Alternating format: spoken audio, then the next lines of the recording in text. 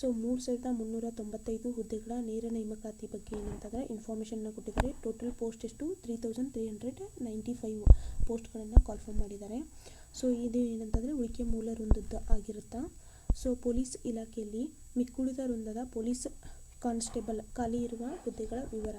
ಅಂದರೆ ಏನು ಗೊತ್ತಾ, ಪ್ರತಿ ಸರಿ ಎಕ್ಸಾಮ್ ನೋಟಿಫಿಕೇಷನ್ ಆಗ್ತಿತ್ತು ಅಂದರೆ ಪೊಲೀಸ್ ಕಾನ್ಸ್ಟೇಬಲ್ ಆಗಲಿ ಯಾವುದೇ ನೋಟಿಫಿಕೇಷನ್ ಆಗ್ತಿತ್ತು. ಆದರೆ ಆ ನೋಟಿಫಿಕೇಷನಲ್ಲಿ ಎಕ್ಸಾಮ್ ಡೇಟನ್ನು ಬಿಡ್ತಿರಲಿಲ್ಲ. ಆದರೆ ಈ ಸರಿ ಏನು ಮಾಡಿದ್ದಾರೆ ಅಂದರೆ ಎಕ್ಸಾಮ್ ನೋಟಿಫಿಕೇಷನಲ್ಲಿ ಎಕ್ಸಾಮ್ ಡೇಟ್ ಕೂಡ ಬಿಟ್ಟಿದ್ದಾರೆ. ಸೊ ನಾನು ಮುಂದೆ ಹೇಳ್ತೀನಿ ಯಾವ ಥರ ಮತ್ತು ಯಾವತ್ತು ಎಕ್ಸಾಮ್ ಇದೆ ಅಂತ ಹೇಳಿ ಮುಂದೆ ಇನ್ಫಾರ್ಮೇಷನನ್ನು ನಾನು ಕೊಡ್ತೀನಿ.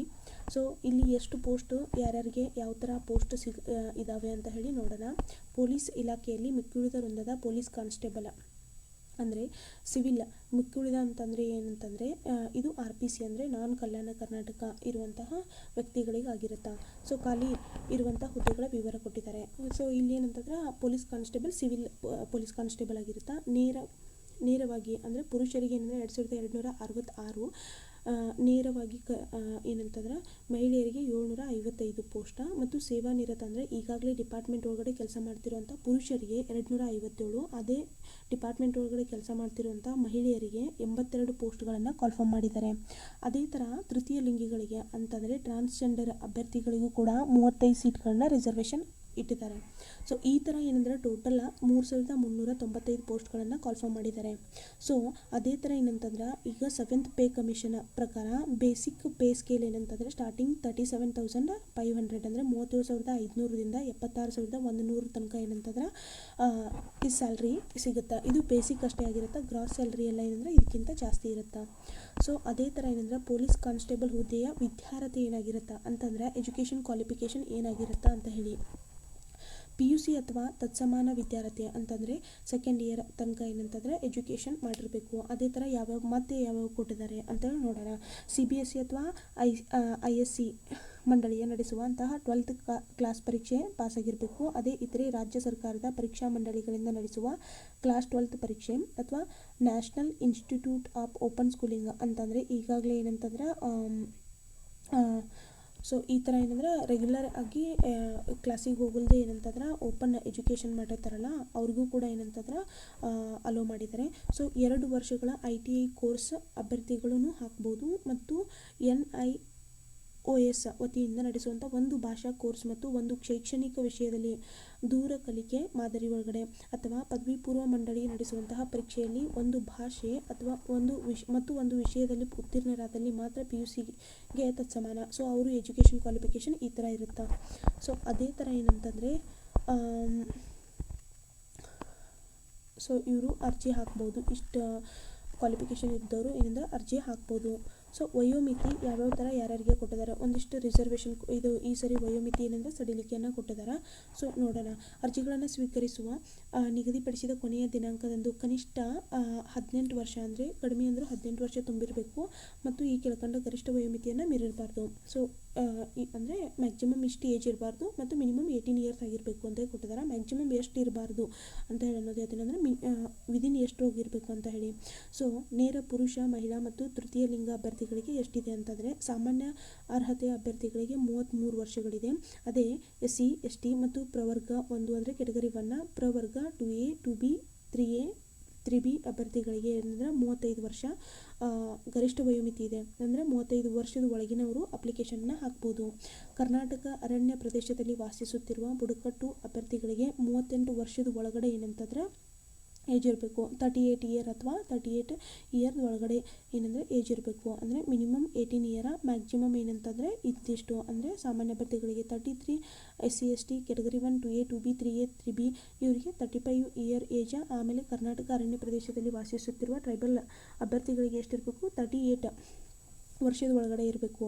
ಸೊ ಅದೇ ಥರ ಏನಂತಂದರೆ ಡಿಪಾರ್ಟ್ಮೆಂಟ್ ಒಳಗಡೆ ಈಗಾಗಲೇ ಕೆಲಸ ಮಾಡ್ತಿರ್ತಾರಲ್ಲ ಅವರಿಗೆ ಅಂದರೆ ಸೇವಾನಿರತ ಪುರುಷ ಮತ್ತು ಮಹಿಳಾ ಅಭ್ಯರ್ಥಿಗಳಿಗೆ ಎಷ್ಟಿರುತ್ತೆ ಅಂದ್ರೆ ಸಾಮಾನ್ಯ ಅರ್ಹತೆಯ ಅಭ್ಯರ್ಥಿಗಳಿಗೆ 38 ವರ್ಷ ಇದು ಮ್ಯಾಕ್ಸಿಮಮ್ ವಯೋಮಿತಿ ಆಗಿರುತ್ತಾ ಅಂದರೆ ಗರಿಷ್ಠ ವಯೋಮಿತಿ ಆಗಿರುತ್ತಾ. ಅದೇ SC ST ಮತ್ತು ಕೆಟಗರಿ 1 ಪ್ರವರ್ಗ 2A 2B 3A 3B ಅಭ್ಯರ್ಥಿಗಳಿಗೆ 40 ವರ್ಷ ಮ್ಯಾಕ್ಸಿಮಮ್ ಏಜ್ ಇರಬೇಕು. ಅಂದರೆ ಇವ್ರಿಗೂ ಕೂಡ ಏನಂದ್ರೆ ಮಿನಿಮಮ್ 18 ಇರಬೇಕು, ಬಟ್ ಮ್ಯಾಕ್ಸಿಮಮ್ ಏನಂದ್ರೆ 38 ಇಯರ್ ಒಳಗಡೆ ಇರಬೇಕು. ಮತ್ತು ಸಾಮಾನ್ಯದವರು ಅದೇ ಏನಂತಂದ್ರೆ SC STದವರು ಅದು 40 ಇಯರ್ ಒಳಗಡೆ ಇರಬೇಕು.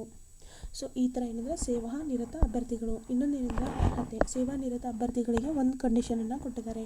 ಅಭ್ಯರ್ಥಿಗಳು ಕರ್ನಾಟಕ ಪೊಲೀಸ್ ಇಲಾಖೆಯಲ್ಲಿನ ಪೊಲೀಸ್ ಕಾನ್ಸ್ಟೇಬಲ್ ವೃಂದದ ಅಂದರೆ CAR DAR KS RP IRB ಮತ್ತು KS ISF ಹುದ್ದೆಯಲ್ಲಿ 5 ವರ್ಷಗಳ ಸೇವೆಯನ್ನು ಅರ್ಜಿ ಸಲ್ಲಿಸುವ ಕೊನೆಯ ದಿನಾಂಕಕ್ಕೆ ಪೂರೈಸಿರಬೇಕು. ಅಂದರೆ 5 ಇಯರ್ಸ್ ಕಂಪ್ಲೀಟ್ ಆಗಿರಬೇಕು. ಅರ್ಜಿ ದಿನಾಂಕ ಎಂಡ್ ಆಗ್ತಿರ್ತೈತಲ್ಲ ಆ ದಿನದ ಒಳಗಡೆ ಏನಂದ್ರೆ 5 ಇಯರ್ ಕಂಪ್ಲೀಟ್ ಆಗಿರಬೇಕು. ಹಾಗೂ ಪ್ರಸ್ತುತ ಸದರಿ ಹುದ್ದೆಯ ಸೇವೆಯಲ್ಲಿರಬೇಕು. ಈಗಾಗಲೇ ಕೆಲಸ ಮಾಡ್ತಿರ್ಬೇಕು, ಅವ್ರ ಈ ಕೆಲಸ ಮಾಡ್ತಿರ್ಬೇಕು ಪ್ರೆಸೆಂಟ್ ಹೋಗಿ. ಜೊತೆಗೆ ಏನಂದ್ರೆ ಕಾಯಂ ಪೂರ್ವ ಅವಧಿಯನ್ನು ತೃಪ್ತಿಕರವಾಗಿ ಪೂರೈಸಿರಬೇಕು. ಮತ್ತು ಅರ್ಜಿ ಹಾಕುವ ಸಮಯದಲ್ಲಿ ಯಾವುದೇ ಇಲಾಖಾ ವಿಚಾರಣೆ ಮತ್ತು ಚಾಲ್ತಿ ಶಿಕ್ಷೆ ಇರಬಾರ್ದು. ಸೊ ಈ ಥರ ಏನಂದ್ರೆ ಕಂಡೀಷನನ್ನು ಕೊಟ್ಟಿದ್ದಾರೆ. ಅದೇ ಥರ ಏನಂತಂದ್ರೆ ಅರ್ಜಿಯನ್ನು ಯಾವ ವೆಬ್ಸೈಟ್ ಒಳಗಡೆ ಏನಂದ್ರೆ ಅಪ್ಲಿಕೇಶನನ್ನು ಹಾಕಬೇಕು ಅಂತಂದರೆ HTTPS ಸೊ ಇಲ್ಲಿ ಏನಂತಂದರೆ ಈ ಥರ ಏನಂತಂದರೆ ಒಂದು cet.online.karnataka.government.gov.in.ke ಅಂತೇಳಿ ಈ ಥರ ಕೊಟ್ಟಿದ್ದಾರೆ. ಇದ್ರೊಳಗಡೆ ಏನಂತಂದ್ರೆ ಅಪ್ಲಿಕೇಶನನ್ನು ಹಾಕಬೇಕು. ಜೊತೆಗೆ ಮಾಜಿ ಸೈನಿಕರಿಗೂ ಕೂಡ ಏನಂತಂದ್ರೆ 3 ವರ್ಷಗಳ ರಿಯಾಯಿತಿಯನ್ನು ಕೊಟ್ಟಿದ್ದಾರೆ. ಸೊ ಅವರು ಕೂಡ ಏನಂದ್ರೆ ಅಪ್ಲಿಕೇಶನನ್ನು ಹಾಕ್ಬೋದು. ಜೊತೆಗೆ ಆನ್ಲೈನ್ ಅರ್ಜಿ ಸಲ್ಲಿಸುವ ವೇಳಾಪಟ್ಟಿ, ಇದು ವೆರಿ ಇಂಪಾರ್ಟೆಂಟ್. ಇಷ್ಟು ದಿನದಿಂದ ಇಷ್ಟು ದಿನ ತನಕ ಅಂತ ಕೊಟ್ಟಿರ್ತಾರೆ. ಯಾವ ದಿನ ಪ್ರಾರಂಭ ಆಗುತ್ತೆ, ಯಾವ ದಿನ ಕೊನೆ ಆಗುತ್ತೆ ಅಂತ ಹೇಳ್ತೀನಿ. ಆನ್ಲೈನ್ ಮುಖಾಂತರ ಅರ್ಜಿ ಸಲ್ಲಿಸಲು ಪ್ರಾರಂಭಿಕ ಯಾವತ್ತಾಗ್ತೈತೆ ಅಂತಂದ್ರೆ ಅಂದರೆ 2 ದಿನ ಬಿಟ್ಟು ಜೂನ್ 8ನೇ ತಾರೀಕಿನಿಂದ 2026 ಅಂದರೆ ಜೂನ್ 8 2026ರಿಂದ ಆನ್ಲೈನ್ ಮುಖಾಂತರ ಅರ್ಜಿ ಸಲ್ಲಿಸಲು ಕೊನೆಯ ದಿನಾಂಕ ಅಂದರೆ ಜುಲೈ 3 2026 ತನಕ ಅಪ್ಲಿಕೇಶನ್ನ ಬಿಟ್ಟಿರ್ತಾರೆ. ಅಂದರೆ ಈ ಮಂತ್ 8ನೇ ತಾರೀಕಿಂದ ನೆಕ್ಸ್ಟ್ ಮಂತ್ 3ನೇ ತಾರೀಕು ತನಕ ಏನಂದ್ರೆ ಅಪ್ಲಿಕೇಶನ್ನ ಹಾಕ್ಬೋದು. ಸೊ ಅದೇ ಥರ ಶುಲ್ಕವನ್ನು ಪಾವತಿ ಮಾಡಲು ಕೊನೆಯ ದಿನಾಂಕ. ಏನಾದರೂ ನೀವು 3ನೇ ತಾರೀಕು ಅಪ್ಲಿಕೇಶನ್ ಹಾಕಿದ್ರೂ ಕೂಡ ಅಮೌಂಟ್ ಪೇ ಮಾಡೋಕ್ಕೆ ಆಗಲಿಲ್ಲ ಅಂದರೂ 4ನೇ ತಾರೀಕು ಅಮೌಂಟನ್ನು ಪೇ ಮಾಡ್ಬೋದು ನೀವು. ಅಭ್ಯರ್ಥಿಗಳು ಆನ್ಲೈನ್ ಮುಖಾಂತರ ಭರ್ತಿ ಮಾಡುವ ಮೊದಲು ಅರ್ಹತೆಗೆ ಸಂಬಂಧಿಸಿದ ಎಲ್ಲ ಸೂಚನೆಗಳನ್ನ ಓದ್ಕೋಬೇಕು. ಅದರ ಥರ ಏನಂದ್ರೆ ನೀವು ಅರ್ಜಿಯನ್ನು ಭರ್ತಿ ಮಾಡಬೇಕು. ಏನಾದರೂ ತಪ್ಪು ಸುಳ್ಳು ಮಾಹಿತಿಗಳನ್ನು ನೀವು ಕೊಟ್ಟಿದ್ರೂ ಕೂಡ ಯಾವುದೇ ಸಂದರ್ಭದಲ್ಲೂ ಅವ್ರು ಏನು ಮಾಡ್ಬೋದು, ನಿಮ್ಮ ಅಭ್ಯರ್ಥಿತ್ವವನ್ನು ರದ್ದುಗೊಳಿಸ್ಬೋದು. ಸೊ ಈ ಥರ ಏನಂತಂದ್ರೆ ಅವರು ನಿಮ್ಗೆ ಹೇಳಿದ್ದಾರೆ. ಸೊ ನಿಮ್ಮ ಡಾಕ್ಯುಮೆಂಟನ್ನು ಮತ್ತು ನಿಮ್ಮ ಎಜುಕೇಷನ್ ಕ್ವಾಲಿಫಿಕೇಷನನ್ನು ಒಂದ್ಸರಿ ಎಲ್ಲರೂ ಚೆಕ್ ಮಾಡ್ಕೊರಿ. ಅದೇ ಥರ ಏನಂದ್ರೆ ತರಬೇತಿ ಮತ್ತು ಕಾಯಂ ಪೂರ್ವ ಅವಧಿ ಮತ್ತು ವೇತನ ಶ್ರೇಣಿ ಈ ಥರ ಎಲ್ಲ ಇನ್ಫಾರ್ಮೇಷನ್ ಕೊಟ್ಟಿದ್ದಾರೆ. ತರಬೇತಿ ಯಾವ ಥರ ಕೊಡ್ತಾರೆ, ಕಾಯಂ ಪೂರ್ವ ಅವಧಿ ಏನಿರ್ತೈತಿ, ವೇತನ ಶ್ರೇಣಿ ಏನೈತಿ 37,500 ಬೇಸಿಕ್ ಪೇ ಸ್ಕೇಲ್ ಏನಂದರೆ ಇಲ್ಲಿಂದ ಸ್ಟಾರ್ಟ್ ಆಗಿ 76,100 ರೂಪಾಯಿ ತನಕನೂ ಏನಂದ್ರೆ ನೀವು ಪೇಮೆಂಟ್ ಸಿಗುತ್ತಾ. ಅದೇ ಪಿಂಚಣಿ ಸೌಲಭ್ಯ ಹೆಂಗಿರುತ್ತಾ ಅಂತ ಹೇಳಿ ಕೊಟ್ಟಿದ್ದಾರೆ. ಜೊತೆಗೆ ಏನಂತಂದ್ರೆ ಶುಲ್ಕ ಆನ್ಲೈನ್ ಮೂಲಕ ಮಾತ್ರ ಶುಲ್ಕ ಪಾವತಿ ಮಾಡಬೇಕಾಗಿರುತ್ತೆ. ನೀವು ಆನ್ಲೈನ್ ಮೂಲಕ ಅಂದರೆ ಒಂದಿಷ್ಟು KAದವರು ಮುಂಚೆ ಬ್ಯಾಂಕಿಗೆಲ್ಲ ಹೋಗಿ ಕಟ್ಟಿ ಬರೋದಾಗಿರುತ್ತೋ ಬಟ್ ಈಗೇನಂತಂದ್ರೆ ಆನ್ಲೈನ್ ಮುಖಾಂತರ ನೀವು ಅರ್ಜಿ ಸಲ್ಲಿಕೆಯನ್ನು ಮಾಡ್ಬೋದು. ಸಾಮಾನ್ಯ ಅರ್ಹತೆ ಮತ್ತು ಇತರೆ ಪ್ರವರ್ಗ ಅಂದರೆ 2A 2B 3A 3B ಅವರಿಗೆ 750 ರೂಪಾಯಿ ಫೀಸ್ ಇರುತ್ತಾ. ಜೊತೆಗೆ SC ST ಮತ್ತು ಪ್ರವರ್ಗ 1 ಮಾಜಿ ಸೈನಿಕ ತೃತೀಯ ಲಿಂಗ ಅಭ್ಯರ್ಥಿಗಳಿಗೆ 500 ರೂಪಾಯಿ ಏನಂತಂದ್ರೆ ನೀವು ಪೇ ಮಾಡಬೇಕು. ಪಾವತಿಸಿದ ಶುಲ್ಕವನ್ನು ಹಿಂದಿರುಗಿಸೋದಿಲ್ಲ. ಒಂದು ವೇಳೆ ನೀವು ಎಕ್ಸಾಮ್ಗೆ ಅಟೆಂಡ್ ಆಗಲಿ ಅಥವಾ ಅಟೆಂಡ್ ಆಗದೇ ಇರಲಿ, ಅದು ಏನಂದರೆ ಎಕ್ಸಾಮ್ದು ನೀವು ಅಟೆಂಡ್ ಆಗಿಲ್ಲ ಅಂತ ಹೇಳಿ ಅಮೌಂಟ್ ವಾಪಸ್ ಏನಂದ್ರೆ ಕೊಡೋದಿಲ್ಲ. ಒಂದ್ಸರಿ ನೀವು ಅಪ್ಲೈ ಮಾಡಿ ಅಮೌಂಟ್ ಕಟ್ಟಿದ್ರಂತಂದ್ರೆ ಆಯಿತು, ಅವ್ರು ನಿಮ್ಗೆ ವಾಪಸ್ ಅಮೌಂಟ್ ಅಂತೂ ಕೊಡೋದಿಲ್ಲ. ಸೊ ಏನಂತಂದರೆ ಇಲ್ಲಿ ನೋಡಿರಿ 750 ರೂಪಾಯಿ ಏನಂದರೆ ಸಾಮಾನ್ಯ ಅರ್ಹತೆ ಅಭ್ಯರ್ಥಿಗಳಿಗೆ ಐತಿ ಮತ್ತು 500 ರೂಪಾಯಿ ಏನಂದರೆ SC ST ಮತ್ತು ಪ್ರವರ್ಗ ಮತ್ತು ಮಾಜಿ ಸೈನಿಕ ತೃತೀಯ ಲಿಂಗಿಗಳಿಗೆ ಅಂದರೆ ಟ್ರಾನ್ಸ್ಜೆಂಡರ್ ಅವ್ರಿಗೆ ಏನಂದರೆ 500 ರೂಪಾಯಿ ಐತಿ. ಅದೇ ಹಾಗಂದರೆ ಲಿಖಿತ ಪರೀಕ್ಷಾ ವಿಧಾನ ಯಾವ ಥರ ಇರುತ್ತಾ ಅಂತ ಹೇಳಿ. ಸೊ ಇಲ್ಲಿ ಏನಂತಂದ್ರೆ ಈ ಎಕ್ಸಾಮಿಗೆ ನಡೆಸುವಂತಹ ಪೊಲೀಸ್ ಕಾನ್ಸ್ಟೇಬಲ್ ಹುದ್ದೆಗಳಿಗೆ ಸ್ಪರ್ಧಾತ್ಮಕ ಪರೀಕ್ಷೆನ ಆಫ್ಲೈನ್ ಅಂದರೆ OMR ಮಾದರಿ ಒಳಗಡೆ ಎಕ್ಸಾಮನ್ನು ನಡೆಸ್ತಾರೆ. ಅಂದರೆ ಏನಂತಂದ್ರೆ OMR ಏನಂದ್ರೆ ನೀವು ಅಂದ್ರೆ CBT ಇರೋದಿಲ್ಲ. OMR ಒಳಗಡೆ ಏನಂತಂದ್ರೆ ನೀವು ಎಕ್ಸಾಮನ್ನು ಬರೀಬೇಕಾಗಿರುತ್ತೆ. ಅದೇ ಪ್ರಶ್ನೆ ಪತ್ರಿಕೆ ಹಾಗೂ ಪಠ್ಯಕ್ರಮ ಅಂದರೆ ಸಿಲೆಬಸ್ ಯಾವ ಥರ ಇರುತ್ತಾ, ಕ್ವಶನ್ ಪೇಪರ್ ಯಾವ ಥರ ಅಂದರೆ ಯಾವ ಕ್ವಶನ್ಗಳನ್ನು ಒಳಗೊಂಡಿರುತ್ತಾ, ಯಾವ ಸಬ್ಜೆಕ್ಟನ್ನು ಒಳಗೊಂಡಿರುತ್ತಾ ಅಂತ ಹೇಳಿ ಕೊಟ್ಟಿದ್ದಾರೆ.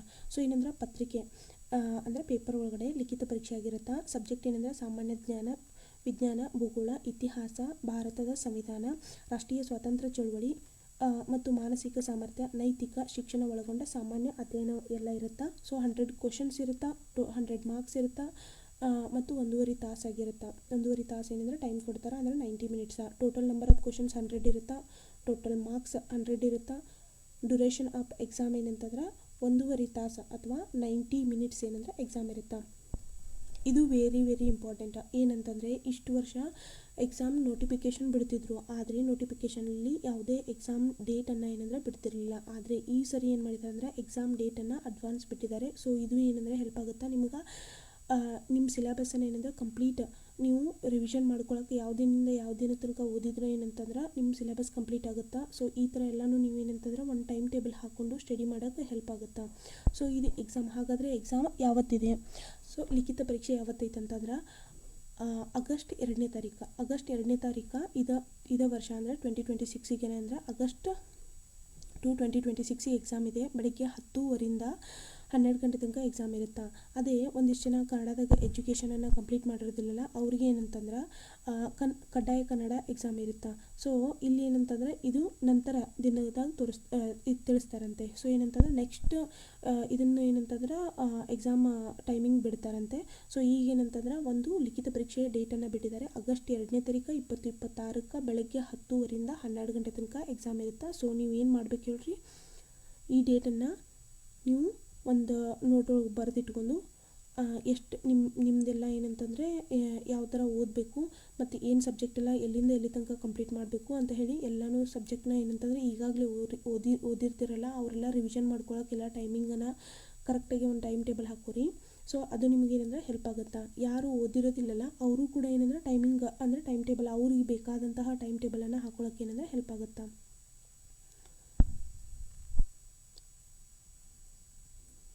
ಸೊ ಇಲ್ಲಿ ಏನು ಮಾಡಿದ್ದಾರೆ ಅಂತಂದ್ರೆ ವೃಂದ ಮತ್ತು ನೇಮಕಾತಿ ತಿದ್ದುಪಡಿ ನಿಯಮಗಳು 2020 ಅನ್ವಯ ಸದರಿ ಸ್ಪರ್ಧಾತ್ಮಕ ಪರೀಕ್ಷೆ ಒಳಗಡೆ ಅಭ್ಯರ್ಥಿಯು ಅರ್ಹತೆಗಾಗಿ ಸ್ಪರ್ಧಾತ್ಮಕ ಪರೀಕ್ಷೆಯಲ್ಲಿ ಕನಿಷ್ಠ 30 ಅಂಕಗಳನ್ನು ಗಳಿಸೋದು ಕಡ್ಡಾಯ, ಅಂದರೆ 30 ಮಾರ್ಕ್ಸ್ ತೊಗೊಲೇಬೇಕಂತ ಹೇಳಿ ಅಂದಾರ. ಸೊ ಇಲ್ಲೇನಂದ್ರೆ ನೆಗೆಟಿವ್ ಮಾರ್ಕ್ಸ್. ಲಿಖಿತ ಪರೀಕ್ಷೆಯ ಪ್ರಶ್ನೆ ಪತ್ರಿಕೆಯಲ್ಲಿ ಪ್ರತಿಯೊಂದು ಪ್ರಶ್ನೆಗೂ 4 ಪರ್ಯಾಯ ಅಂದರೆ 4 ಏನಂತಂದ್ರೆ ಆಪ್ಷನ್ಸ್ ಇರ್ತಾವೆ. ಅಭ್ಯರ್ಥಿಯು ಯಾವುದಾದ್ರೂ ಒಂದು ಉತ್ತರವನ್ನು ಮಾತ್ರ ಆಯ್ಕೆ ಮಾಡಬೇಕು. ಸೊ ಯಾವುದೇ ಒಂದು ಉತ್ತರವನ್ನು ಆಯ್ಕೆ ಮಾಡಬೇಕು. ಅಲ್ಲಿ ನಿಮಗೆ 2 ಕರೆಕ್ಟ್ ಅನಿಸಿದ್ರು ಕೂಡ ಏನಂತಂದ್ರೆ ಅದರೊಳಗಡೆ ಯಾವುದು ಅತಿ ಏನಂತಂದ್ರೆ ಆನ್ಸರ್ಗೆ ಸಮೀಪ ಇರ್ತೈತಲ್ಲ ಅದನ್ನು ನೀವೇನಂತಂದ್ರೆ ಸರಿ ಇದನ್ನು ಟಿಕ್ ಮಾಡಬೇಕು. ಪ್ರತಿ ತಪ್ಪು ಉತ್ತರಕ್ಕೆ 4ನೇ 1 ಅಂಶ ಅಂತಂದರೆ ಒಂದು ಕ್ವಶನ್ಸ್ ಇತ್ತಂತಂದರೆ 0.25 ಮಾರ್ಕ್ಸನ್ನು ಕಳಿತಾರೆ. ಸೊ ಆ ಥರ ಏನಂತಂದ್ರೆ ಅಂಕ ಕಟ್ಟಾಗುತ್ತಾ. OMR ಉತ್ತರ ಪತ್ರಿಕೆಯಲ್ಲಿ 5ನೇ ಆಯ್ಕೆ ಅಥವಾ ವೃತ್ತವನ್ನು ನೀಡಿರ್ತಾರೆ. ಸೊ ಇದು ಏನಂದ್ರೆ ಹೊಸವಾಗಿ ಬಂದೈತಿ. ಸೊ ಇಲ್ಲಿ ಏನಂತಂದ್ರೆ ನೀವು ಇದನ್ನೊಂದು ಕಂಪಲ್ಸರಿಯಾಗಿ ನೆನ್ಪಿಟ್ಕೋರಿ. ಏನಂತಂದರೆ OMR ಒಳಗಡೆ ಇಷ್ಟು ದಿನ 4 ಆಪ್ಷನ್ಸ್ ಇರ್ತಿತ್ತು, ಆದರೆ ಈ ಸರಿ ಏನಂತಂದ್ರೆ 5 ಆಪ್ಷನ್ಗಳನ್ನು ಬಿಟ್ಟಿರ್ತಾರೆ. ಈ 5ನೇ ಆಪ್ಷನ್ ಏನಿರುತ್ತೆ ಅಂತಂದ್ರೆ ಉತ್ತರಿಸದೆ, ಅಂದರೆ ನೀವೇನು ಆಪ್ಷನ್ಗಳನ್ನು ತುಂಬಿರೋದಿಲ್ಲಲ್ಲ, ಅದು ಉತ್ತರ ನೀವು ಹಾಕಿರೋದಿಲ್ಲಲ್ಲ, ಅಂದರೆ ಈ ಇದ್ರ ಸೊ ಟಿಕ್ ಮಾಡಿರೋದಿಲ್ಲ ನೀವು OMR ಸೀಟ್ ಒಳಗಡೆ, ಅದು ಏನಂತಂದ್ರೆ ಉತ್ತರಿಸದೇ ಇರುವ ಪ್ರಶ್ನೆಗಳಿಗೆ 5ನೇ ಆಯ್ಕೆ ಅಥವಾ ವೃತ್ತವನ್ನು ಸೇಡ್ ಮಾಡಲು ಕೊನೆಯ ಬೆಲ್ ಆದ ನಂತರ ಹೆಚ್ಚುವರಿಯಾಗಿ 5 ನಿಮಿಷಗಳನ್ನ ಕೊಡ್ತಾರೆ. ಸೊ 5 ಮಿನಿಟ್ಸ್ ಏನಂದ್ರೆ ಟೈಮ್ ಕೊಡ್ತಾರೆ. ನೀವು ಆ ಟೈಮ್ ಒಳಗಡೆ ನೀವು ಯಾವುದು ತುಂಬಿರೋದಿಲ್ಲಲ್ಲ ಅದು 5ನೇ ಆಪ್ಷನನ್ನು ತುಂಬಬೇಕು. ಯಾಕಂತಂದರೆ ಇದು ವೆರಿ ಇಂಪಾರ್ಟೆಂಟ್. ಯಾಕಂತಂದ್ರೆ ನೀವು ಒಂದು ವೇಳೆ ತುಂಬಲಿಲ್ಲ ಅಂತಂದ್ರೆ ವೃತ್ತವನ್ನು ಸೇಡ್ ಮಾಡಿಲ್ಲದಿದ್ದರೆ ಪ್ರತಿ ಪ್ರಶ್ನೆಗೆ 0.25 ಅಂಕಗಳನ್ನು ಕಡಿತಗೊಳಿಸ್ತಾರೆ. ಇಲ್ಲಿ ನೋಡ್ರಿ, ನೀವು ಒಂದು ವೇಳೆ ಟಿಕ್ ಮಾಡಿದ್ರೆ ಅಂತಂದ್ರೆ ತಪ್ಪಾಗಿತ್ತಂದ್ರೂ 0.25 ಕಟ್ ಮಾಡ್ತಾರೆ. ಒಂದು ವೇಳೆ ನೀವು ಟಿಕ್ ಮಾಡದೇ ಇದ್ರೂ 5ನೇ ಆಪ್ಷನ್ ಏನಾದರೂ ತುಂಬಲಿಲ್ಲ ಅಂತ ಅಂದ್ಕೊಳ್ಳಿ, ಆವಾಗೂ ಕೂಡ 0.25 ಮಾರ್ಕ್ಸನ್ನು ಕಟ್ ಮಾಡ್ತಾರೆ. ಸೊ ಇದು ಎರಡು ಒಂದೇ ಥರ ಆಗುತ್ತಾ. ಇಲ್ಲಿ ಏನಾದರೂ ನೀವು ಹಾಕಿದರೆ ಅದು ಸರಿ ಆಯ್ತು ಅಂದ್ರೆ ಮಾರ್ಕ್ಸ್ ಆದರೂ ಬರುತ್ತಾ. ಬಟ್ ಹಂಗೆ ಬಿಟ್ಟು ಬಂದ್ರೆ ನಿಮಗೆ ಅಂಕಗಳನ್ನು ಏನಂದ್ರೆ ಕಟ್ ಮಾಡ್ತಾರೆ. ಇದರಿಂದ ಏನಾಗುತ್ತಾ, ನಿಮಗೆ ಮಾರ್ಕ್ಸ್ಗಳು ಕಡಿಮೆ ಆಗುತ್ತಾ. ಸೊ ಅದಕ್ಕಾಗಿ ಏನಂದರೆ ಇದು ವೆರಿ ಇಂಪಾರ್ಟೆಂಟ್, ನೀವು ನೆನಪಿಟ್ಕೊಳ್ಳೇಬೇಕು. ಲಿಖಿತ ಪರೀಕ್ಷೆಯಲ್ಲಿ 1:5 ಅನುಪಾತದಲ್ಲಿ ಅರ್ಹಗೊಂಡ ಅಭ್ಯರ್ಥಿಗಳಿಗೆ ದೇಹದಾಢ್ಯತೆ ಪರೀಕ್ಷೆ ಅಂದರೆ ಫಿಸಿಕಲ್ ಸ್ಟ್ಯಾಂಡರ್ಡ್ ಟೆಸ್ಟ್ ಮತ್ತು ಸಹಿಷ್ಣುತೆ ಪರೀಕ್ಷೆ ಅಂದರೆ ಎಂಡ್ಯೂರೆನ್ಸ್ ಟೆಸ್ಟ್ಗಳನ್ನು ನಡೆಸ್ತಾರೆ. ಸೊ ಆ ಡೇಟನ್ನು ಏನಂತಂದ್ರೆ ಈ ವೆಬ್ಸೈಟ್ ಒಳಗಡೆ ಏನಂದ್ರೆ ರಿಲೀಸ್ ಮಾಡ್ತಾರೆ. ಯಾವುದು ಇದು CET.Karnataka.go.in.ke ಅಂತ ಹೇಳಿ ಏನಿತ್ತಲ್ಲ ಈ ವೆಬ್ಸೈಟ್ ಒಳಗಡೆ ಅಪ್ಡೇಟ್ ಮಾಡ್ತಾರೆ. ಹಾಗೆ ನಿಮ್ಮ ಮೊಬೈಲ್ಗೂ ಕೂಡ ಏನಂದರೆ ಮೆಸೇಜ್ಗಳನ್ನು ಕಳಿಸ್ತಾರೆ. ಸೊ ದಟ್ ಅದೇನು ಪ್ರಾಬ್ಲಮ್ ಇಲ್ಲ. ಸೊ ಈ 1:5 ಅಂದರೆ ಈಗ ಎಕ್ಸಾಮ್ ಒಳಗಡೆ ನೀವು ಏನಂತಂದ್ರೆ ಒಂದು ಸೀಟಿಗೆ ಏನಂತಂದ್ರೆ 5 ಮಂದಿನ ಸೆಲೆಕ್ಟ್ ಮಾಡ್ಕೊತಾರೆ. ಈ ಥರ ಏನಂತಂದ್ರೆ ಫಿಸಿಕಲ್ ಟೆಸ್ಟನ್ನು ಏನಂತಂದ್ರೆ ನಡೆಸ್ತಾರೆ. ಜೊತೆಗೆ ನೆಕ್ಸ್ಟ್ ಏನಂತಂದ್ರೆ ಫಿಸಿಕಲ್ಗೆ ಏನಂತಂದರೆ ಬರಬೇಕಾದಾಗ ಡಾಕ್ಯುಮೆಂಟ್ಸ್ಗಳನ್ನು ಏನಂದರೆ ಯಾವ್ಯಾವ ತರಬೇಕಂತ ಹೇಳ್ಕೊಟ್ಟಿದ್ದಾರೆ. Passport, driving licence, pan card ಮತ್ತು ಸರ್ವಿಸ್ ID ಕಾರ್ಡ್ ಅಥವಾ ಬ್ಯಾಂಕ್ ಪಾಸ್ಬುಕ್ ವಿತ್ ಫೋಟೋಗ್ರಾಫ ಅಥವಾ ಪಟ್ಟಾಸ and registered deed with photograph, caste certificate with photo or ex servicemen pension book or pension payment order ಅಥವಾ job card with photograph or EPIC or Aadhaar card. ಇಷ್ಟು ಏನಂತಂದರೆ ನೀವು ಡಾಕ್ಯುಮೆಂಟ್ಸ್ಗಳನ್ನ ಯಾವುದಾದ್ರೂ ಏನಂದರೆ ತೊಗೊಂಡು ಹೋಗಬೇಕು. ಸೊ ಫಿಸಿಕಲಿಗೆ ಹೋದಾಗ ಅದೇ ಥರ ಏನಂದ್ರೆ physical standard. Okay, physical standard ಈಗೆಲ್ಲ ಹೈಟ್ ಮತ್ತು ಎಷ್ಟು ಹೈಟ್ ಇರಬೇಕು, ಎಷ್ಟು ವೆಯ್ಟ್ ಇರಬೇಕು ಅಂತ ಹೇಳಿ ಕೊಟ್ಟಾರ. ಪುರುಷ ಮತ್ತು ಸೇವಾನಿರತ ಪುರುಷ ಹಾಗೂ ಮಾಜಿ ಸೈನಿಕ ಅಭ್ಯರ್ಥಿಗಳಿಗೆ ಕನಿಷ್ಠ ಎತ್ತರ 168 ಸೆಂಟಿಮೀಟರ್ ಇರಬೇಕು. ಅದೇ ಕನಿಷ್ಠ ಎದೆ ಸುತ್ತಳತೆ 86 ಸೆಂಟಿಮೀಟರ್. ಪೂರ್ತಿ ವಿಸ್ತರಿಸಿದಾಗ ಕನಿಷ್ಠ ವಿಸ್ತರಣೆ 5 ಸೆಂಟಿಮೀಟರ್ ಹೆಚ್ಚಾಗಿರಬೇಕು. ಸೊ ಅದೇನೆಂದರೆ ಮಹಿಳಾ ಮತ್ತು ತೃತೀಯ ಲಿಂಗ ಅಭ್ಯರ್ಥಿಗಳಿಗೆ, ಟ್ರಾನ್ಸ್ಜೆಂಡರ್ ಅಭ್ಯರ್ಥಿಗಳಿಗೆ ಏನಂದರೆ ಕನಿಷ್ಠ 157 ಸೆಂಟಿಮೀಟರ್ ಇರಬೇಕು. ಕನಿಷ್ಠ ತೂಕ 45 kg ಇರಬೇಕು. ಸೊ ಏನಂತಂದ್ರೆ ಹುಡುಗಿಯರಿಗೆ 45 kg ಏನಂತಂದ್ರೆ ವೇಟ್ ಇರಬೇಕು, 157 ಸೆಂಟಿಮೀಟರ್ ಹೈಟ್ ಇರಬೇಕು. ಅದು ಪುರುಷರಿಗೆ ಏನಂತಂದ್ರೆ ಬಾಯ್ಸ್ಗೆ 168 ಸೆಂಟಿಮೀಟರ್ ಹೈಟ್ ಇರಬೇಕು. ಮತ್ತು ಈ ಥರ ಎದೆ ಸುತ್ತಳತೆ ಏನಂದರೆ 86 ಸೆಂಟಿಮೀಟರ್, ವಿಸ್ತರಿಸಿದಾಗ 5 ಸೆಂಟಿಮೀಟರ್ ಹೆಚ್ಚಿರಬೇಕು. ಸೊ ಈ ಥರ ಏನಂದರೆ ಕೊಟ್ಟಾರ. ಅದ ಕರ್ನಾಟಕ ಅರಣ್ಯ ಪ್ರದೇಶದಲ್ಲಿ ವಾಸಿಸುತ್ತಿರುವ ಬುಡಕಟ್ಟು ಪುರುಷ ಅಭ್ಯರ್ಥಿಗಳಿಗೆ ಅಂತಂದರೆ ಏನಂದರೆ ಟ್ರೈಬಲ್ ಸ್ಟೂಡೆಂಟ್ಸ್ ಎಲ್ಲ ಇರ್ತಾರಲ್ಲ, ಬುಡಕಟ್ಟು ಅಂದರೆ ಇರ್ತಾರಲ್ಲ, ಅವರಿಗೆಲ್ಲ ಏನಂದರೆ ಕನಿಷ್ಠ ಎತ್ತರ 155 ಸೆಂಟಿಮೀಟರ್ ಅಂದರೆ ಕಾಮನ್ ಇದ್ದವ್ರಿಗಿಂತಲೂ ಏನಂದರೆ ಕಡಿಮೆ ಇರುತ್ತೆ. ಇದೇ ಸುತ್ತಳತೆ 5 ಸೆಂಟಿಮೀಟರ್ಗಳ ಕನಿಷ್ಠ ವಿಸ್ತರಿಸುವುದರೊಂದಿಗೆ ಸಂಪೂರ್ಣವಾಗಿ ಹಿಗ್ಗಿಸಿದಾಗ 75 ಸೆಂಟಿಮೀಟರ್ಗಳಿಗಿಂತ ಕಡಿಮೆ ಇಲ್ಲದಂತೆ. ಅದೇ ಕರ್ನಾಟಕ ಅರಣ್ಯ ಪ್ರದೇಶದಲ್ಲಿ ವಾಸಿಸುತ್ತಿರುವ ಮಹಿಳಾ ಅಭ್ಯರ್ಥಿಗಳಿಗೆ ಕನಿಷ್ಠ ಎತ್ತರ ಏನಂತಂದರೆ 150 ಸೆಂಟಿಮೀಟರ್, ಬಟ್ ಇವ್ರಿಗೆ ವೇಟ್ ಏನಂದ್ರೆ ಕೊಟ್ಟಿಲ್ಲ. ಈ ಥರ ಫಿಸಿಕಲ್ ಸ್ಟ್ಯಾಂಡರ್ಡ್ ಇರುತ್ತೆ. ಸೊ ಯಾರ್ಯಾರ್ದು ಎಲಿಜಿಬಿಲಿಟಿ ಬರುತ್ತಲ್ಲ ಈ ಫಿಸಿಕಲ್ ಸ್ಟ್ಯಾಂಡರ್ಡ್ಸ್ ಒಳಗಡೆ ಅವರೆಲ್ಲ ಏನಂದರೆ ಅಪ್ಲಿಕೇಶನ್ ಹಾಕಿ, ಯಾರಿಗೆ ನೀಡ್ ಇದೆಯಲ್ಲ ಅವರೆಲ್ಲ ಅಪ್ಲಿಕೇಶನ್ ಹಾಕ್ಬೋದು. ಸೊ ಸಹಿಷ್ಣುತೆ ಪರೀಕ್ಷೆ ಅಂದರೆ ಎಂಡ್ಯೂರೆನ್ಸ್ ಟೆಸ್ಟ್ ಕೂಡ ಇರುತ್ತೆ. ಅದೇ ಏನಂದ್ರೆ ಸಹಿಷ್ಣುತೆ ಪರೀಕ್ಷೆ ಏನೇನಿರುತ್ತಾ ಅಂತ ಹೇಳಿ ಕೊಟ್ಟಾರ. ಸೊ ಈ ಥರ ಏನಂದ್ರೆ ಅವ್ರು ಮಾಡ್ತಾರ ಅಂತ ಹೇಳಿ ಬಿಟ್ಟಾರ. ಪುರುಷ ಅಥವಾ ಸೇವಾನಿರತ ಪುರುಷ ಅಭ್ಯರ್ಥಿಗಳಿಗೆ ಏನಿರ್ತೈತೆ ಅಂದ್ರೆ 1400 ಮೀಟ್ರ್ ಓಟ ಇರ್ತೈತೆ. ಇದನ್ನು 6 ನಿಮಿಷ 30 ಸೆಕೆಂಡ್ ಒಳಗಡೆ ಕಂಪ್ಲೀಟ್ ಮಾಡಬೇಕು. ಅದೇ ಎತ್ತರ ಜಿಗಿತ ಅಥವಾ ಉದ್ದರ ಜಿಗಿತ ಇರುತ್ತೈತೆ. ಎತ್ತರ ಜಿಗಿತ ಅಂದರೆ 1.2 ಮೀಟರ್ ಕಡಿಮೆ ಇಲ್ಲದಂತೆ ಅಂದರೆ 1.2 ಮೀಟರ್ಗಿಂತ ಹೆಚ್ಚು ಜಿಗಿಬೇಕು. ಅದೇ ಉದ್ದ ಜಿಗಿತ ಇತ್ತಂತಂದ್ರೆ 3.8 ಮೀಟರ್ಗಿಂತ ಹೆಚ್ಚು ಏನಂತಂದರೆ ಇರಬೇಕು, ಅಷ್ಟು ಜಿಗಿಬೇಕು. 3 ಟೈಮ್ಸ್ ಏನಂದ್ರೆ 3 ಟೈಮ್ಸ್ ನಿಮ್ಗೆ ಏನಂತಂದ್ರೆ ಜಿಗಿಯೋಕೆ ಅವಕಾಶ ಕೊಡ್ತಾರೆ. ಆ 3 ಟೈಮ್ಸ್ ಒಳಗಡೆ 1 ಟೈಮ್ ಆದರೂ ನೀವು ಇದನ್ನು ಕಂಪ್ಲೀಟ್ ಮಾಡಬೇಕು. ಜೊತೆಗೆ ಗುಂಡು ಎಸೆತ 7.26 kg ಇರುತ್ತೆ. ಅದು 5.6 ಮೀಟರ್ಗಿಂತ ಕಡಿಮೆ ಇಲ್ಲದಂತೆ ಏನಂದರೆ 5.6 ಮೀಟರ್ಗಿಂತ ಹೆಚ್ಚು ಹೋಗಿ ಬಿಡಬೇಕು. ಆ ಥರ ಏನಂದರೆ 3 ಟೈಮ್ಸ್ ಅವಕಾಶ ಕೊಡ್ತಾರೆ. ಇಲ್ಲಿ 1 ಟೈಮರೇ ಬೀಳಬೇಕು. ಅದೇ ಥರ ಏನಂದರೆ ಮಹಿಳಾ ಮತ್ತು ಪುರುಷ ಇದು ತೃತೀಯ ಲಿಂಗ ಹಾಗೂ ಮಾಜಿ ಸೈನಿಕ ಅಭ್ಯರ್ಥಿಗಳಿಗೆ ಅಂದರೆ ಮಹಿಳಾ ಮತ್ತು ಟ್ರಾನ್ಸ್ಜೆಂಡರ್ ಮತ್ತು ಮಾಜಿ ಸೈನಿಕ ಅಭ್ಯರ್ಥಿಗಳಿಗೆ ಇಲ್ಲೇನು ಮಾಡಿದ್ದಾರೆ ಅಂದರೆ 400 ಮೀಟರ್ ಓಟ ಇರ್ತೈತಿ. 2 ಮಿನಿಟ್ಸ್ಗಿಂತ ಕಡಿಮೆ ಮೀರದಂತೆ ಇವರು ಓಡಬೇಕು. ಅದೇ ಎತ್ತರ ಜಿಗಿತ ಮತ್ತು ಉದ್ದ ಜಿಗಿತ, ಎತ್ತರ ಜಿಗಿತ 0.9 ಮೀಟರ್ಗಿಂತ ಕಡಿಮೆ ಇಲ್ಲದಂತೆ ಅಂದರೆ 0.9 ಮೀಟರ್ ಆದರೂ ಮಿನಿಮಮ್ ಜಿಗಿಬೇಕು. ಅದೇ ಉದ್ದ ಜಿಗಿತ ಅಂದರೆ 2.5 ಮೀಟರ್ ಕಡಿಮೆ ಇಲ್ಲದಂತೆ 3 ಅವಕಾಶ, ಇಲ್ಲೂ 3 ಅವಕಾಶಗಳನ್ನ ಕೊಡ್ತಾರೆ. ಗುಂಡು ಎಸೆತ 4 kg ಇರ್ತೈತಿ ಹುಡುಗಿಯರಿಗೆ. ಅದು 3.75 ಮೀಟರ್ಗಳಿಗಿಂತ ಕಡಿಮೆ ಇಲ್ಲದಂತೆ 3 ಅವಕಾಶಗಳನ್ನ ಕೊಡ್ತಾರೆ. ಸೊ ಈ ಥರ ಏನಂತಂದರೆ ನೀವು ಈಗಿಂದ ಪ್ರಾಕ್ಟೀಸ್ ಮಾಡಿದಂದ್ರೆ ಆ ಟೈಮ್ಗೆ ಏನಂತಂದ್ರೆ 100% ಕ್ಲಿಯರ್ ಮಾಡ್ತೀರಾ. ಆಲ್ಮೋಸ್ಟ್ ಎಲ್ಲನೂ ಕ್ಲಿಯರ್ ಮಾಡ್ತೀರಾ. ಆದರೆ ರನ್ನಿಂಗ್ ಪ್ರಾಕ್ಟೀಸ್ ಮಾಡ್ಕೊಳ್ಳೇಬೇಕಾಗುತ್ತಾ. ಸೊ ಇದು ಫಿಸಿಕಲ್ ಸ್ಟ್ಯಾಂಡರ್ಡ್ ಆಗಿರುತ್ತೆ. ನೆಕ್ಸ್ಟ್ ಏನಂದರೆ ವೈದ್ಯಕೀಯ ಪರೀಕ್ಷೆನೂ ಎಕ್ಸಾಮ್ ಕ್ಲಿಯರ್ ಆದಮೇಲೆ ಏನಂತಂದ್ರೆ ಮಾಡ್ತಾರೆ. ಇಲ್ಲಿ ಏನಂದ್ರೆ ವೈದ್ಯಕೀಯ ಪರೀಕ್ಷೆ ದೂರದೃಷ್ಟಿ ಇಷ್ಟಿರಬೇಕು, ಸಮೀಪ ದೃಷ್ಟಿ ಇಷ್ಟಿರಬೇಕಂತ ಹೇಳಿ, ಯಾರಾದರೂ ಏನಂತಂದ್ರೆ ಸ್ಪೆಕ್ಟ್ ಇತ್ತಂತಂದರೆ ದೂರದೃಷ್ಟಿ ಸಮೀಪ ದೃಷ್ಟಿ ಇಷ್ಟಿರಬೇಕಂತ ಹೇಳಿ ಕೊಟ್ಟಿದ್ದಾರೆ. ಉತ್ತಮ ಮತ್ತು ಕನಿಷ್ಠ ಮಿನಿಮಮ್ ಇಷ್ಟಿರಬೇಕಂತ ಹೇಳಿ ಕೊಟ್ಟಿದ್ದಾರೆ. ಸೊ ಅದನ್ನು ಕೂಡ ಏನಂತಂದ್ರೆ ಚೆಕ್ ಮಾಡ್ಕೊಳ್ಳಿ. ಶ್ರವಣ ದೋಷ ಕೂಡ ಏನಂತಂದರೆ ಈ ಥರ ಟೆಸ್ಟ್ ಏನಂತಂದ್ರೆ ಅದಾವ, ಅಂದರೆ ರಿನ್ನೆಸ್ ಟೆಸ್ಟ ಮತ್ತು ವೆಬ್ಬರ್ ಟೆಸ್ಟ್ ಫಾರ್ ವೆರ್ಟಿಗೋ ಅಂತ ಹೇಳ್ಕೊಟ್ಟಿದ್ದಾರೆ. ಸೊ ಈ ಮೇಲಿನ ಪರೀಕ್ಷೆಗಳಲ್ಲಿ ಯಾವುದೇ ನ್ಯೂನತೆಗಳು ಕಂಡುಬಂದಲ್ಲಿ ಅನರ್ಹತೆ ಅಂತ ಹೇಳಿ ಪರಿಗಣನೆ ಮಾಡ್ತಾರಂತ. ಸೊ ದಟ್ ಅದು ಕೂಡ ಏನಂತಂದ್ರೆ ಕನ್ಸಿಡರ್ ಆಗುತ್ತಾ. ನೆಕ್ಸ್ಟ್ ಅರ್ಹತಾ ಷರತ್ತುಗಳು. ಇಲ್ಲಿ ಏನಂತಂದರೆ ಒಂದು ಭಾರತೀಯನಾಗಿರಬೇಕು, ಇವೆಲ್ಲ ಕಾಮನ್, ಎಲ್ಲರೂ ಆಲ್ಮೋಸ್ಟ್ ಹಾಕ್ತಾರೆ. ಬಟ್ ಯಾರಾದರೂ ಬೇರೆ ದೇಶದವರು ಹಿಂಗೆ ಇರೋದಿಲ್ಲ ಜಾಸ್ತಿ, ಬಟ್ ನೋಡ್ಕೊರಿ ಅವರು ಕೂಡ. ನೆಕ್ಸ್ಟ್ ಏನಂತಂದರೆ ಮಾಜಿ ಸೈನಿಕರು ಕೂಡ ಏನಂತಂದರೆ ಡಾಕ್ಯುಮೆಂಟ್ ಅವ್ರದ್ದು ಇರುತ್ತಾ, ಅವರು ತೆಗೆಸ್ಕೋಬೇಕು. ಗ್ರಾಮೀಣ ಅಭ್ಯರ್ಥಿ ಸರ್ಟಿಫಿಕೇಟನ್ನು ತೆಗೆಸ್ಕೋಬೇಕು. ಕನ್ನಡ ಮಾಧ್ಯಮ ಸರ್ಟಿಫಿಕೇಟ್ ತೆಗೆಸ್ಕೋಬೇಕು. ಮತ್ತು PDC ಯೋಜನೆಗಳಿಂದ ನಿರ್ವಸಿತರಾದ ಅಭ್ಯರ್ಥಿಗಳು ಮತ್ತು ಟ್ರಾನ್ಸ್ಜೆಂಡರ್ ಅಭ್ಯರ್ಥಿಗಳು ಕೂಡ ಏನಂತಂದ್ರೆ ಇವೆಲ್ಲ ಡಾಕ್ಯುಮೆಂಟ್ಸ್ ಕೂಡ ಏನಂದರೆ ಬೇಕಾಗುತ್ತಾ ಫೈನಲ್ ವೆರಿಫಿಕೇಷನ್ ಟೈಮ್ ಒಳಗಡೆ. ನೆಕ್ಸ್ಟ್ ಪ್ರಾಧಿಕಾರದೊಂದಿಗೆ ಪತ್ರ ವ್ಯವಹಾರ. ಈ ಥರ ಪತ್ರ ವ್ಯವಹಾರ ನೀವು ಏನಂತಂದ್ರೆ ಮಾಡ್ಬೋದು. ನೆಕ್ಸ್ಟ್ ಅರ್ಜಿ ಸಲ್ಲಿಸುವ ಸಂದರ್ಭದಾಗ ನಿಮ್ಗೆ ಏನೇನು ಡಾಕ್ಯುಮೆಂಟ್ಗಳು ಏನಂದ್ರೆ ಬೇಕಾಗ್ತಾವೆ ಅಂತ ಹೇಳಿ ಆಧಾರ್ ಕಾರ್ಡ್ ಬೇಕಾಗ್ತೈತಿ. ಅದೇನಂದರೆ ಎಲ್ಲ ಸೆಮಿಸ್ಟರ್ ಒಳಗಡೆ ಓದಿದಂತಹ ಇವು ಸರ್ಟಿಫಿಕೇಟ್ಸ್ ಬೇಕಾಗ್ತಾವೆ. ಜೊತೆಗೆ ಏನಂದರೆ SSLC ಅಂದರೆ ಜನ್ಮ ದಿನಾಂಕ ನಮೂದಿಸಿರುವಂಥ SSLC ಸರ್ಟಿಫಿಕೇಟ್ ಬೇಕಾಗುತ್ತಾ. ಶಾಲೆಯ ವರ್ಗಾವಣೆ ಪ್ರಮಾಣಪತ್ರ ಅಥವಾ ಜನನ ದಿನಾಂಕ ತೋರಿಸುವಂಥ ಸಂಚಿತ ದಾಖಲೆಗಳು ಉತ್ಕೃತ ಭಾಗ ಬೇಕಾಗುತ್ತಾ. ನೆಕ್ಸ್ಟ್ ಬಂದುಬಿಟ್ಟು ಆರ್ಮಿದವ್ರಿಗೆ ಏನಂತಂದ್ರೆ ಆರ್ಮಿ ರಿಸರ್ವೇಷನ್ ಇರ್ತೈತಲ್ಲ, ಇದು ಸೈನಿಕ ಸೇವೆಯಿಂದ ಬಿಡುಗಡೆಯಾದ ಪ್ರಮಾಣಪತ್ರ ಅಥವಾ ಪಿಂಚಣಿ ಈ ಥರ ಅವರು ಡಾಕ್ಯುಮೆಂಟ್ ಇರ್ತೈತಲ್ಲ. ಮಾಜಿ ಸೈನಿಕರು ಅವಲಂಬಿತರಾದಲ್ಲಿ, ಮಾಜಿ ಸೈನಿಕರು ಸೇವೆಯಲ್ಲಿದ್ದಾಗ, ಮೃತಪಟ್ಟಲ್ಲಿ ಅಥವಾ ಶಾಶ್ವತವಾಗಿ ಅಂಗವಿಕಲರಾದಲ್ಲಿ ಪ್ರಮಾಣಪತ್ರಗಳನ್ನು ಸಲ್ಲಿಸಬೇಕು. SC ST ದವರು ಮತ್ತು ಪ್ರವರ್ಗ 1, 2A, 2B, 3A, 3B ಇವರು ಎಲ್ಲ ಕಾಸ್ಟ್ ಇನ್ಕಮನ್ನು ತೆಗೆಸಬೇಕು. ಮೀಸಲಾತಿ ಪ್ರಮಾಣಪತ್ರ ಇರ್ತಾವಲ್ಲ ಅವನ್ನೆಲ್ಲ ತೆಗೆಸಬೇಕು. ಮತ್ತು ಗ್ರಾಮೀಣ ಅಭ್ಯರ್ಥಿಗಳು ಸರ್ಟಿಫಿಕೇಟನ್ನು ತೆಗೆಸಬೇಕು. ಕನ್ನಡ ಮಾಧ್ಯಮ ಸರ್ಟಿಫಿಕೇಟ್ ತೆಗೆಸಬೇಕು. ಸೇವೆಯಲ್ಲಿ ಅಭ್ಯರ್ಥಿಗಳು ಆಯ್ಕೆಯಾದಲ್ಲಿ ನಿರಾಕ್ಷೇಪಣ ಪ್ರಮಾಣಪತ್ರ ಅಂತಂದರೆ NOC ಸರ್ಟಿಫಿಕೇಟನ್ನು ಕೂಡ ಏನಂದರೆ ತೆಗೆಸಬೇಕಾಗುತ್ತಾ. ಇವೆಲ್ಲ ಡಾಕ್ಯುಮೆಂಟ್ಸ್ ಕೂಡ ಏನಂದರೆ ಅಪ್ಲಿಕೇಶನ್ ಹಾಕೋ ಟೈಮ್ ಒಳಗಡೆ ನಿಮಗೆ ಬೇಕಾಗುತ್ತಾ, ಅವನ್ನೆಲ್ಲ ಡಾಕ್ಯುಮೆಂಟ್ ತೆಗೆಸ್ಬೇಕು. ಸೊ ಈ ಥರ ಎಲ್ಲನೂ ಇನ್ಫಾರ್ಮೇಷನನ್ನು ಏನಂತಂದರೆ ನಿಮ್ಮ ನೋಟಿಫಿಕೇಷನ್ ಒಳಗಡೆ ಕ್ಲಿಯರಾಗಿ ಮೆನ್ಷನ್ ಮಾಡಿದ್ದಾರೆ. ಈ ಎಲ್ಲ ನೋಟಿಫಿಕೇಷನ್ ಏನಂದರೆ ಚೆನ್ನಾಗಿ ಓದ್ಕೊಂಡು ಏನಂದರೆ ಅಪ್ಲಿಕೇಶನನ್ನು ಹಾಕ್ರಿ. ಇಲ್ಲಿ ಏನಂತಂದರೆ ಒಂದು ಎಕ್ಸಾಮ್ ಡೇಟನ್ನು ಮುಂಚೆನೇ ಅನೌನ್ಸ್ ಮಾಡಿದ್ದಾರೆ. ಆಗಸ್ಟ್ 2ನೇ ತಾರೀಕು ಅಂದರೆ ಎಕ್ಸಾಮ್ ಇರುತ್ತೆ ಇದೇ ತಿಂಗಳು. ಮತ್ತು ಈ ತಿಂಗಳು 8ನೇ ತಾರೀಕಿಂದ ಅಂದರೆ ಜೂನ್ 8ರಿಂದ ಜುಲೈ 3 ತನಕ ಅಪ್ಲಿಕೇಶನ್ ಹಾಕೋಕ್ಕೆ ಅಲೋ ಮಾಡಿದ್ದಾರೆ.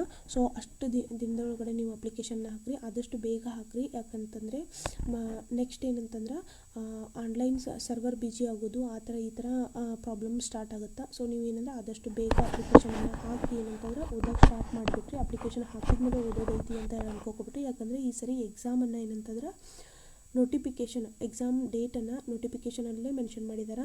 ಆಗಸ್ಟ್ 2ನೇ ತಾರೀಕು ಲಿಖಿತ ಪರೀಕ್ಷೆ ಇರುತ್ತಾ ಅಂತ ಹೇಳಿ. ಸೊ ದಟ್ ನೀವು ಈಗಿಂದ ಓದೋಕ್ಕೆ ಸ್ಟಾರ್ಟ್ ಮಾಡಿಬಿಟ್ರಿ. ಸೊ ನಿಮಗೆ ಯಾವುದೇ ತರಹದ ಎಕ್ಸಾಮ್ ರಿಲೇಟೆಡ್ ಮತ್ತು ಒಂದಿಷ್ಟು ಕ್ವಶನ್ ಪೇಪರ್ಗಳನ್ನು ಸಾಲ್ವ್ ಮಾಡಿರಿ. ಎಕ್ಸಾಮ್ ರಿಲೇಟೆಡ್ ಇನ್ಫಾರ್ಮೇಷನ್ ಆಗಲಿ, ಕ್ವಶನ್ ಪೇಪರ್ ಸಾಲ್ವ್ ಮಾಡಿದಂತಹ ಇವು ಕ್ವಶನ್ ಪೇಪರ್ಸ್ ಆಗಲಿ, ಈ ಥರ ಎಲ್ಲನೂ ಏನಂತಂದ್ರೆ ಬೇಕಾಗಿದ್ದರೆ ನಮ್ಮ ಚಾನಲನ್ನು ಸಬ್ಸ್ಕ್ರೈಬ್ ಮಾಡಿರಿ, ಶೇರ್ ಮಾಡಿರಿ, ಲೈಕ್ ಮಾಡಿರಿ, ಹಾಗೆ ಕಮೆಂಟ್ ಮಾಡಿರಿ. ನಿಮಗೇನಾದರೂ ಡೌಟ್ ಇದ್ದರೆ ಏನಂದರೆ ಕಮೆಂಟ್ ಒಳಗಡೆ ತಿಳಿಸ್ರಿ. ಆದಷ್ಟು ಡೌಟ್ಗಳನ್ನ ಕ್ಲಿಯರ್ ಮಾಡೋಕ್ಕೆ ಟ್ರೈ ಮಾಡ್ತೀನಿ.